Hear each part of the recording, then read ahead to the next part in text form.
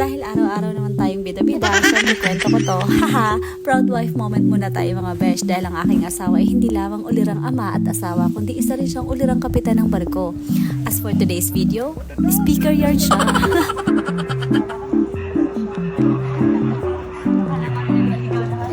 Tara, inaganap si kapitan.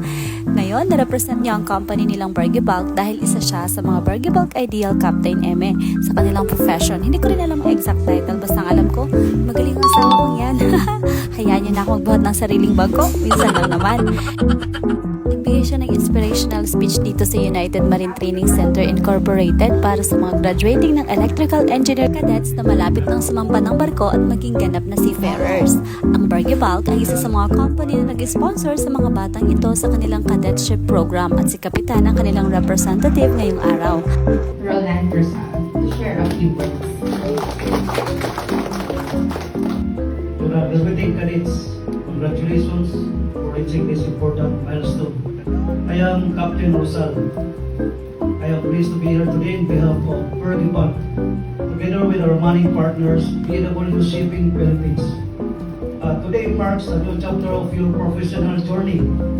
You're moving from training into the world of shipping, where your skills, discipline, attitude matters every day.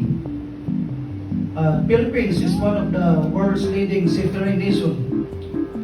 Filipino seafarers play an important role in keeping the world moving, this trade moving. Third will be the team spirit, and the fourth, excellence. Teamwork, safety, and the standards that we uphold at sea. Once again, congratulations. And I hope safe career. Thank you. Taray ng kapitan, hindi halatang nag-practice harap ng mga anak. Pinayaran pa muna namin ng mga yan ng Shopee Toys para pumirme. Buti naman napapayag ang mga bagets. Galit si kapitan kapag nakikita yung sinama ko sa vlog, pati ang pag-practice niya sa speech. Wala ko pakialam. Basta babayaran pa yun sa Shopee at Lazada para nakikinig. Pero alam niyo ba, habang pinapanood ko ang mga cadets, naalala ko rin ang hirap at sakripisyo ng mga seaman tuwing sasampa sila ng barko. Ilang beses na rin naman kasi akong sinama ng asawa ko sa barko, kaya kahit papano nakikita at nararanasan ko kung gaano kahirap ang buhay sa laot. Hindi lang ito puro magandang view, sunset, picture-picture sa deck, at feeling nasa cruise ship ang lola nyo. May puyat, pagod, homesickness, pressure, at napakalaking responsibilidad. Kaya sa inyong mga cadets, dapat proud kayo sa inyong mga sarili. Malayo na ang narating ninyo.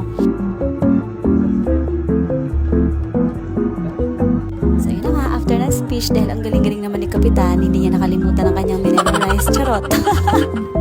Napagod kami at nagutom. So, deserve naman yung kumain. Akala mo ang nagsalita sa stage kung makasalapit ako, pero syempre, proud wife tayo today. Congratulations, Kapitan. Proud na proud kami sa'yo. Hindi naman ako nagsalita sa stage. Ako naman ang pinakamadaldal sa likod ng camera. Hanggang sa susunod nating pagbibida-bida. Okay, thanks, bye!